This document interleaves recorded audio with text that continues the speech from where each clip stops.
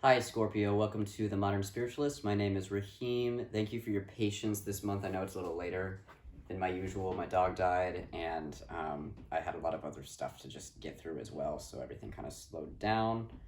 But I'm here.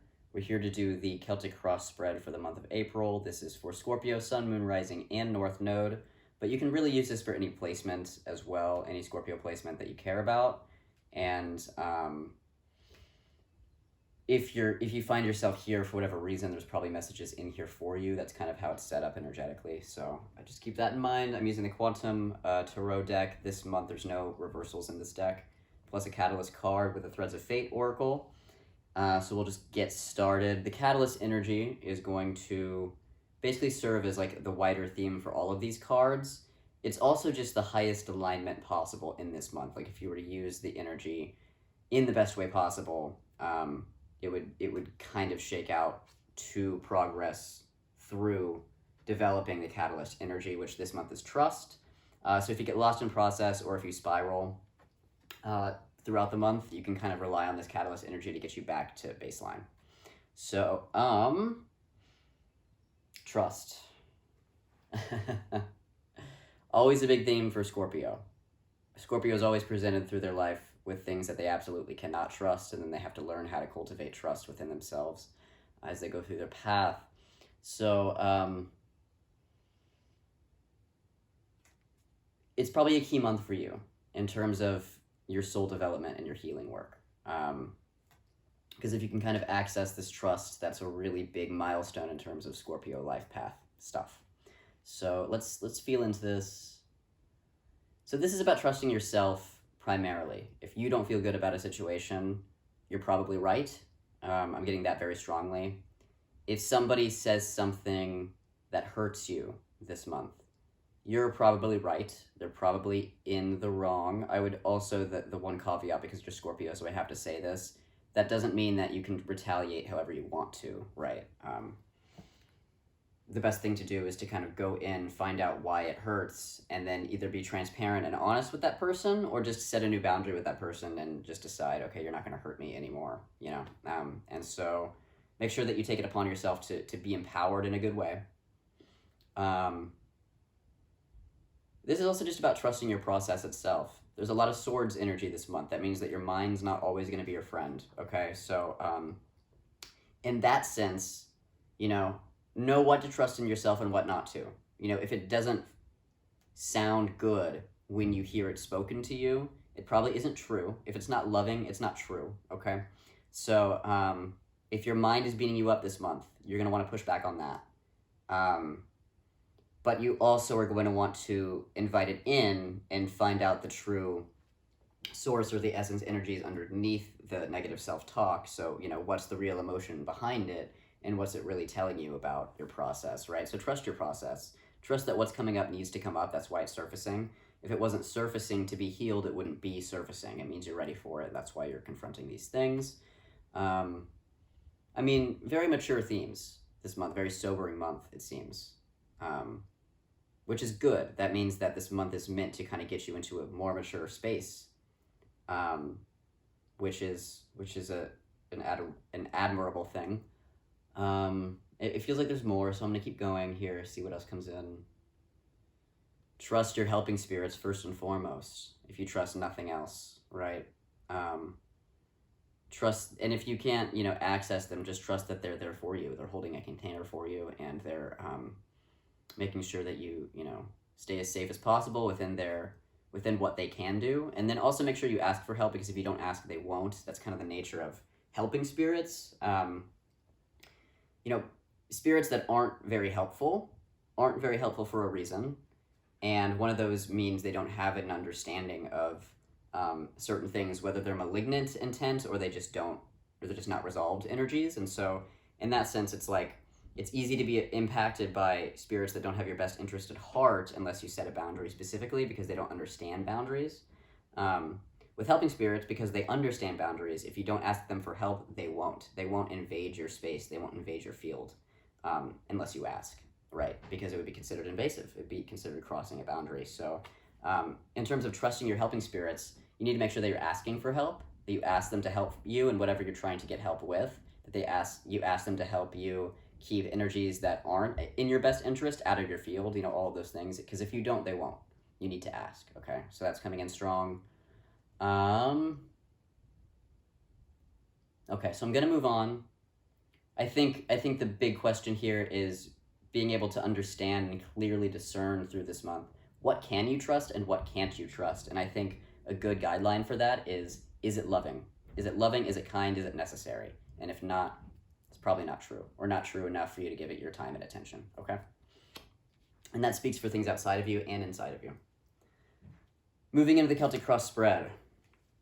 Okay, at your center point, we have the Ten of Swords. That means it's almost over. Whatever cycle you're going through right now, it seems like it was a very hard cycle. I'm a Scorpio rising. This has not been an easy cycle for me. So I think, I can speak for that in terms of, whatever you're going through, it has not been that easy, but it is almost over. You're closing out a cycle pretty soon.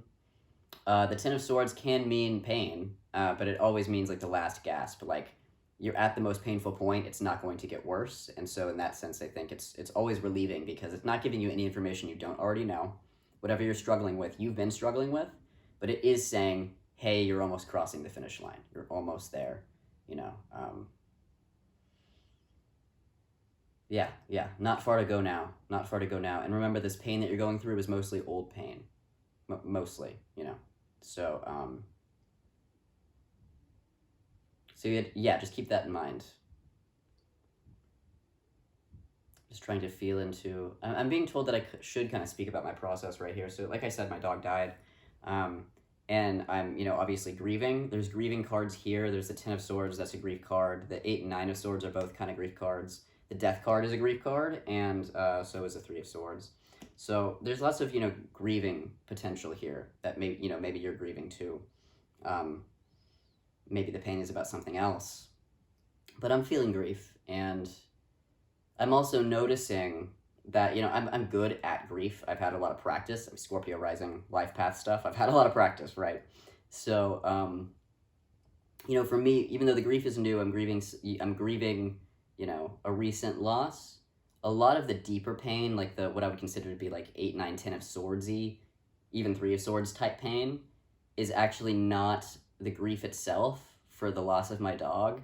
It is the emotions surrounding that event that are actually much, much deeper and about other people, or my response to other people over time, or just like kind of like me, considering the fact that this dog and I had a completely clean karmic relationship. So there was a lot of joy also in losing him, not because I lost him, but because I got to have him in the first place, and just the kind of the satisfaction of just completing a karmic relationship and knowing it's over and done, and that there's nothing hanging, between me and this dog. He's just here with me in spirit. I can feel him, and that's it. It's all love. It's all just pure love. But I also recognize that there are relationships in my life that aren't that clean. And when I think about mortality in that sense, all of my Swords energy comes up. All of the old shit, all of the old trauma, all of the relationships that aren't squared away, all of the people that hurt me that, it's unresolved at this point. And so I think that's a really good window into what these energies are kind of doing. Like, yes, there may be recent pain, but that's not all there is. Usually dealing with something in the moment is not as hard as all the other things that kind of surround it that aren't directly related, but they're old and they're stagnant and they need to go. Okay, so that's this Ten of Swords energy, or the last gasp of letting go of a lot of baggage. And so for that, I think that's something to be thankful for. I'm just going to grab a drink of water.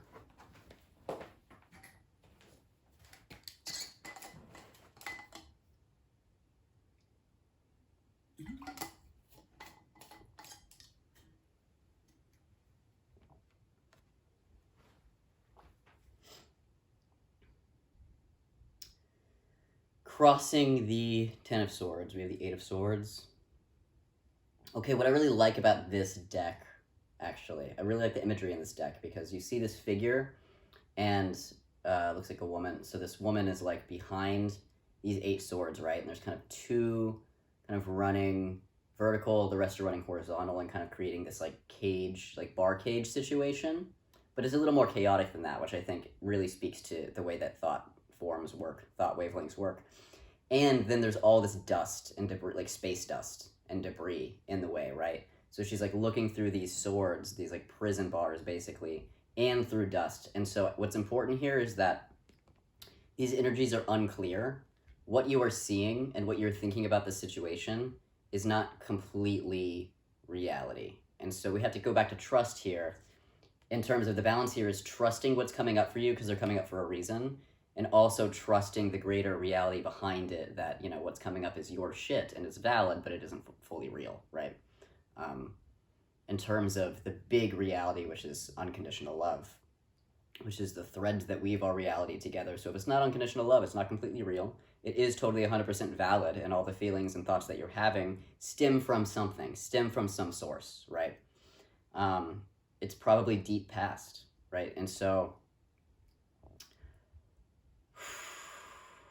I think the most important thing about this Eight of Swords card is this speaks to limiting beliefs and triggers. You're going to be triggered. Your thoughts are not going to be your friend.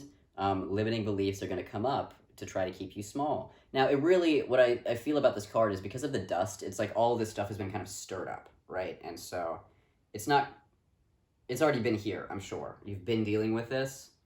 And I think this is more about seeing the reality through it, like the recognition that all of these, you know, basically poisonous thoughts that are coming up to harm you or make you feel afraid or anxious aren't reality. I mean, that's the key point here is you can look at these things and treat them as valid and address them the way they need to so that they can be healed and removed, but they aren't true. They're not who you are. Like if, you know, one of these limiting beliefs is about your self-worth, like you think I'm worthless or I can't do this or people don't like me, you know what I mean? That's something to look at from the perspective of, okay, I see you, I acknowledge you, what do you need?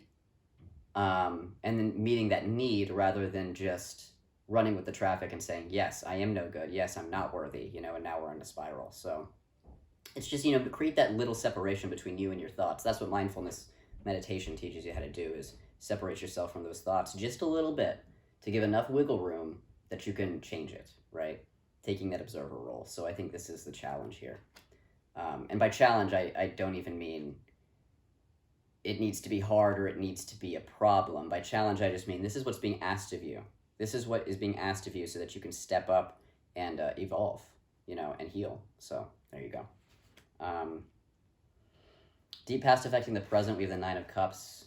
So, I mean, you're Scorpio. You are a water sign. You come into this world to wield water, which is emotional energy, right? And,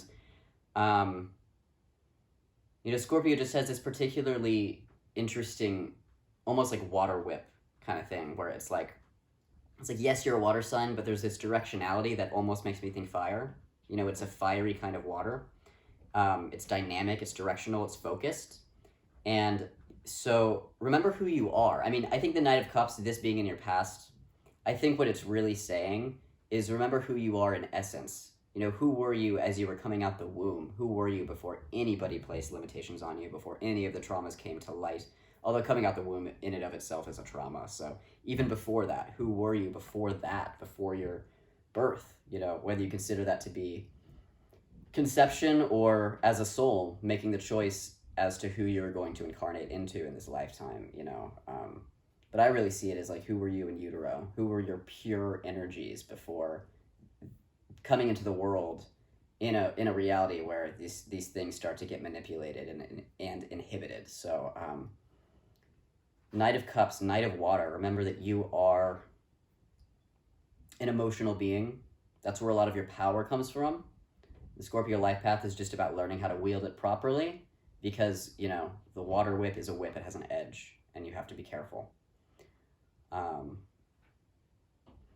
And so the thing is, with all these thoughts that are coming up, the Ten of Swords, the Eight of Swords that we already talked about, the other sword energies that we're going to talk about here, you can really get lost and you can get stuck because they're purely mental energies, and that's not where your true power is. Your true power is in your body. It's those watery energies that can really, in reality, kind of blast through all the bullshit. Like, you know, Eight of Swords, you know, water can come in and just kind of hose it all down. You know, what clears dust, you know, what cleans things, water cleans things. You can use who you really are, the true nature, the essence of you as this watery being, to kind of just power hose it all down, right? I mean, you can wash out all of these negative thoughts by moving into the emotions that are underneath them instead and resolving those at their source, okay? If you're stuck in a mental loop, then you're not going to be able to reconcile the pattern. You're just going to loop into a logical, mind trap, basically.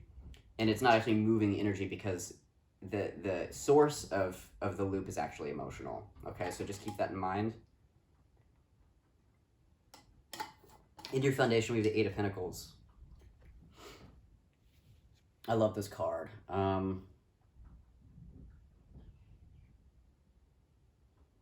So remember, this is a learning process. I think the important thing with all of these sword energies at play here, and learning what to trust and what you can't trust, and accessing the truer essence of you that's kind of buried beneath the bullshit that life kind of throws at us, right? Remember, it's a learning process. Life is soul school. We are here to learn. And if you already know, then you're not learning. You know what I mean? I think that's a really important thing, especially in this culture, is especially in my family line. So this comes out really strong for me.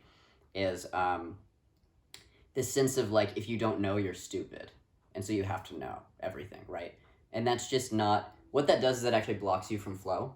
It blocks you from flow, because to be in flow is to be open to the mystery, right? It's to be open to this world that we're a part of, that we're inherently a part of, but is so much bigger than us. And the reason why children are so happy, I mean, generally speaking, or at least free to emote as they need to in an ideal situation, is the reason why they feel the way they feel is because everything's new. The world is new. There's things to touch and see and smell and experience, and that never changes. The older we get, there's still more to discover. It's infinite. But what ends up happening is our brains start to develop in adolescence and solidify, and we get to this point where we have all this information that we've absorbed, and then we start to organize our worldview around it. And the thing about organizing our worldview around what we know is not all of it is true information. At least not all of it is true for us. And it also doesn't create that open playing field that allows you to gather more information and expand your worldview over time, which ideally is what we would be doing. And I mean, the nature of you as an audience is you're already there. You're already into mind expansion space. Otherwise you wouldn't be here, right? You wouldn't be attracted to this video.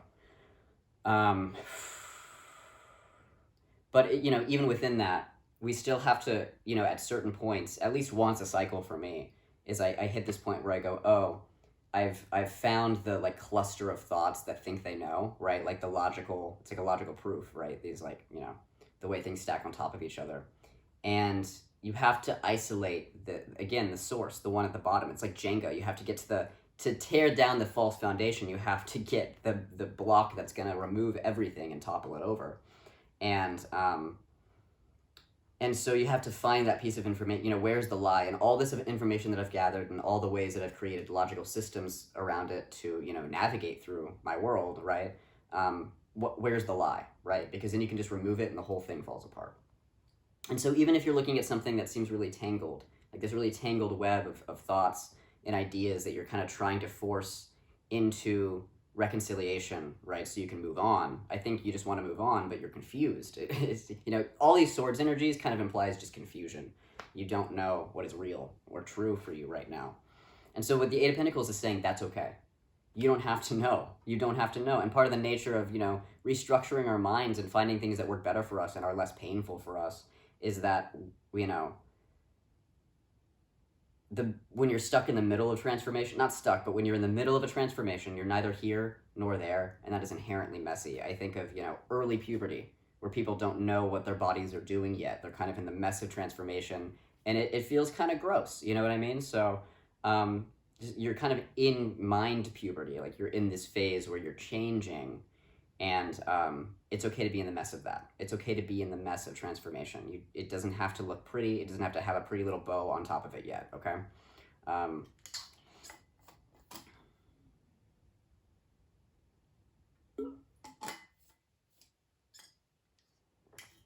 And so, okay, back to what I was saying about, childhood, and I think it matters because of this Knight of Cups, is how can we access the healthy inner child? How can we remember that we don't have to know everything, that everything is subject to change if we would like it to as well? And then how can we just be open to experience, open to the mystery that is the world all around us? And that's how we bring the spark back. That's when the, negative self-talk starts to dive down, and we start to be in communication with the world around us again, the world itself, we can communicate instead of closing off to information that might set us free, right? So this Eight of Pentacles is really just a reminder to be open to new information, to be open to changing information, to absorbing new information, to letting go of information that doesn't serve, and to just work that as you go. Because you're in the middle of this transformation, you don't have to know what you're doing. And nothing has to stay put. Nothing has to be permanent. You can try something and decide it doesn't work for you and then try something else, all right? Just let this be a process, all right? And you'll feel a lot better, and you'll be able to breathe a little bit better. Crowning you this month, we have the Nine of Swords. Okay, so sleepless nights, potentially, insomnia, so do what you need to do to resource. I always say with the Nine of Swords, in terms of insomnia specifically too, is like, the more you try to force yourself to sleep and stress over not sleeping, the more you're not going to be able to sleep because you're too stressed about not sleeping, so your cortisol levels are high and your heart's pumping and you can't sleep, right?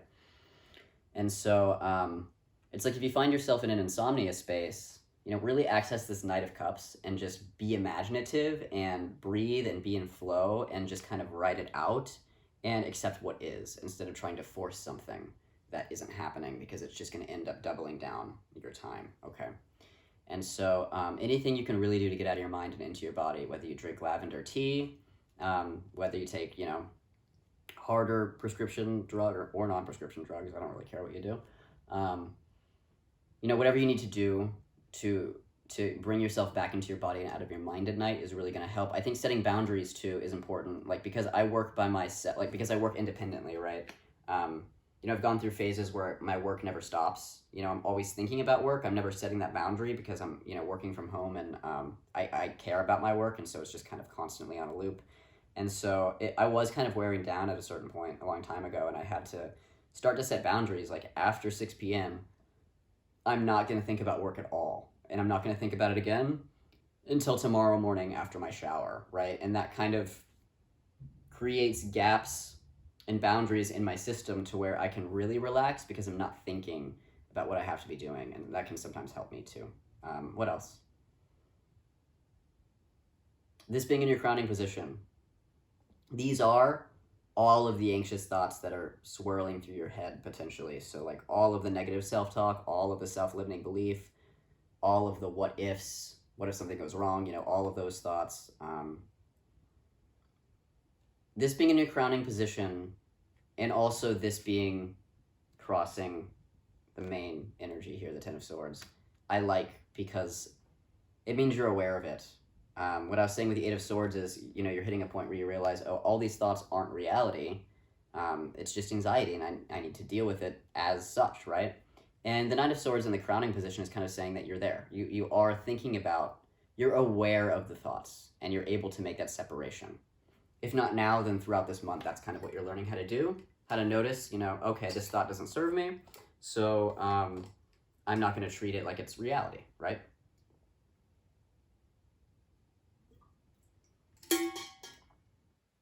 So that is, I think, all you need to do. Just try to get into your body as much as possible and stay aware of, the thoughts that beat you up because you don't have to believe them. New circumstance with the Two of Cups. All of this is ultimately to get you to come into a better relationship with yourself and your own heart. I like that these are kind of across from each other because they're very similar energies. This Knight of Cups being, the water you wield as a Scorpio, right? This Two of Cups being your relationship with your own heart. And these Swords energies being your brain, your mind, your ego, right? So sinking down into the body, embracing the feelings, embracing the water, embracing the present moment, being open to experience, all of those things are what's ultimately going to get you back into your heart space so that you can center here instead of in your mind, right? Back into the heart, the heart that connects into the heart of the world, that connects into all the people around you in a good way, right? Speaking from the heart, centering in the heart, basically bringing your consciousness mainly into your heart space as a mode of being, would be, the best thing to do with this energy. This could be another relationship. I would just say, because of all the swords energy, be careful with that. If you're bringing another romantic partner into your life right now, it may be because you're ultimately trying to escape discomfort, rather than pursue this relationship at face value. So I would just be careful with anyone coming in. I wouldn't commit. I would just, make it fun or take it slow. I'm not saying you can't. I'm just saying, you look for the reasons why. Are you just trying to escape into somebody else? Because you might be. Because what I'm really getting from this Two of Cups energy is it's about you. It's about you and your relationship with yourself, and how you can nurture it and cultivate it, and come into harmony with it. Come back to yourself, essentially, which is this Knight of Cups energy in essence, right? So, we ultimately want to move away from all these swords energies, because they're not serving you. They're voices in your head that probably aren't even yours. Parents, family, teachers, just repetitive voices that tell us something other than the truth, right? So just be aware of that. Your ego this month, we have the Three of Swords. Speaking of the heart, right? This is, classically the heart being stabbed by three swords, but it's also, a sword's energy is the mind. So generally it's your own thoughts stabbing your own heart. Now, of course, it could be other people's too, but usually, this is used as a breakup card commonly. And I'm not saying that's wrong, but it's more like, if this is about a breakup, your own thoughts about the breakup are hurting you way more than necessary. You could just break up, decide that, you want to move on, grieve in a healthy way, let go of the relationship, and, recommit to yourself, and to your path in a new way, right? But what the Three of Swords ends up doing is you tell yourself, oh, I'm not good enough for that person. That person didn't like me. This was a waste of time. All those things that just kind of hurt your heart over and over again, when, the breakup was painful enough, right? You don't need to add insult to injury, right? And so that's more kind of what the Three of Swords is you just stabbing yourself in the heart. So be careful. this energy being in your ego, this is like what all these swords are trying to do, and are probably succeeding in doing to a certain level. 8, 9, 10, we've got this progression of swords, and the thing about the swords energy is it just gets worse and worse. And so it's like, if you started at an 8, then you move to a 9, then you move to a 10. It's just kind of showing that the spiral is increasing, and it's just hurting you more and more. And so I'm aware that there's pain here, real pain, but you need to be able to access the pain without the mental noise that's just making it worse, and also not allowing you true access, right? You got to feel it to move through it, and the mind is just getting in your way. So you got to get into the body, you got to get into the heart, and allow this energy to express itself. I would say maybe creatively. There's some Cups energy here, the Knight of Cups, the Two of Cups. That's creativity as well. So if you have a creative outlet, whether you draw or you write, writing would be good because of all the swords energy, like journaling. Even if you don't write, just journaling out your thoughts and your pain will clear it out. Or engaging in any kind of creative activity that kind of moves energy for you and gets you back into flow. We're trying to get you back into flow because you're stalled out in your mind, right? And we don't want to stay there. It's a painful place.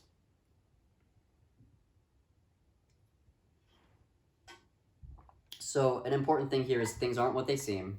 We have the smoke here from the Three of Swords energy. We also have the Nine of Swords, which this person is like distorted, right? And then this Eight of Swords, which again is like the space dust. So things aren't what they seem. Things aren't clear. The water is murky, right? And so Scorpio, you should be a clean fountain of water. You're Scorpio. It's like the water is murky when it should be clear. And the murkiness of the water is the thoughts that aren't serving you. Okay, so we just got to clear it out, introduce flow, clean out the river that is your soul, right? So that things are moving again. Yeah, heart block, head block. It's like third eye and heart. They're not communicating with each other, and they're both in pain.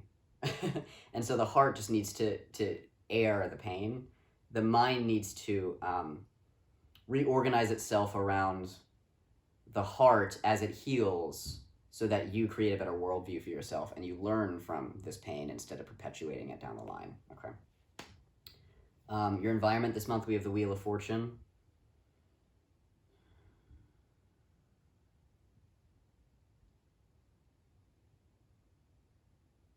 it seems like it's a really big month in terms of the things that are happening around you. It doesn't seem, just like it's just you either. It's like the people around you are doing big things, and the world around you is changing. I mean, I think that's pretty just in line with, at least in the US, now that vaccines are rolling out. I got my first one from Pfizer, thankfully. Now that vaccines are rolling out, things are changing. We're moving into the world again, right? And we're also going to have to nurse our wounds because there was collective trauma going into this pandemic, and there will continue to be that collective trauma coming out of it that now we have to kind of address in new ways. Not everyone has the skills to do that. Most people don't, right? And, you're roped into that, Scorpio, into the world changing. And so, yeah, just keep in mind there's a lot of things going on. I think this could be a very supportive card for you in terms of the Wheel of Fortune is really big, right? And these mind patterns, the 8, 9, 10 of Swords, the 3 of Swords, really small, about as limiting as you can get, about as finite as you can get. It's just a repeating thought that doesn't serve you, right? So that's like the minute level of things. And then the Wheel of Fortune is saying, hey, there's a big bad world out there, right? So again, kind of what I was saying about with the 8 of Pentacles and the Knight of Cups here, about finding that inner child again, engaging with your curiosity and openness to experience, openness to the mystery of life. That's what this is offering. There's a big world out there. Go explore it. Go see what's different. Go see what you like. Break some patterns. Start some new ones, right? Find some new hobbies. Find some new friends. Do something that refreshes the energy, because we have all this stagnant water and we just need to introduce flow, which means just go. Just go do something. Go do something with someone. Go for a nature hike. Go eat. Obviously, all of this was with the caveat that, you need to be vaccinated and you need to wear your mask and honor social distancing, right? But within that, go have an adventure. And I think that will help you get out of any funk that you're feeling this month. Hopes and fears, 5 of Wands. Okay. Again, things aren't as bad as they seem. You're looking through a smoky mirror right now. It's not clear. Because too much pain is in the way.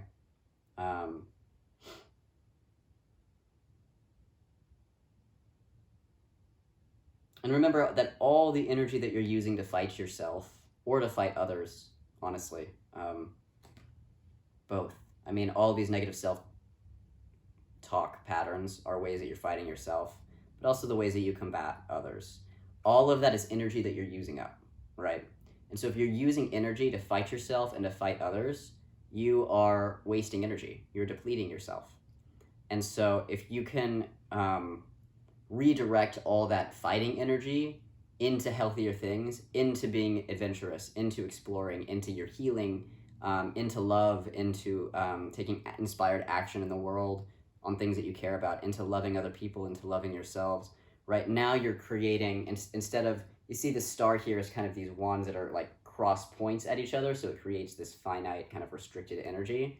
But all of these wands are just energies you can redirect elsewhere and create expansion instead of contraction, right? So, all this fighting energy that you're feeling now is, in essence, just procreative energy that's being used in a certain way with your will. Now, you have the willpower, right, to choose another story.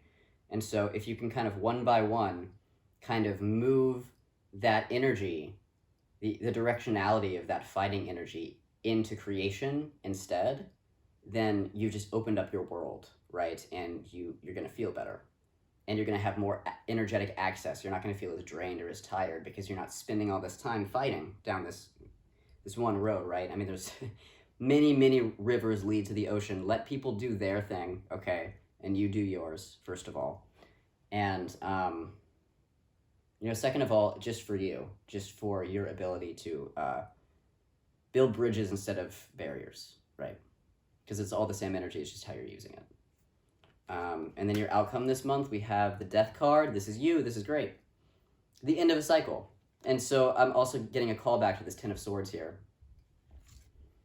You're going to change something this month. Something through the month really is going to shift all this energy, I feel, because we have the Death card, which really means the end, right? And so I feel like some of you have probably, depending on how in process you are, have already kind of made the commitment. I know I have a bit ago, have made the commitment to get rid of all of these negative stories that you generate in your minds that keep you small, stuck, afraid, lacking in self-esteem, defensive, all these things.